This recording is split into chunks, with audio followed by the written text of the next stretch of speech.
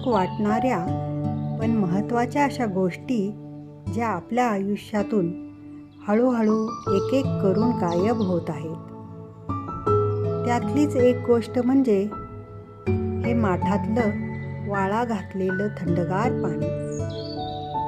रखरखीत उन्हातून घरी परत आल्यावर या माठातलं एक भांडभर पाणी जरी प्यायलं ना, तरी ज्या प्रकारे तहान भागते ती मला नाही वाटत दुसऱ्या कुठल्याही कोल्ड्रिंकमुळे भागेल.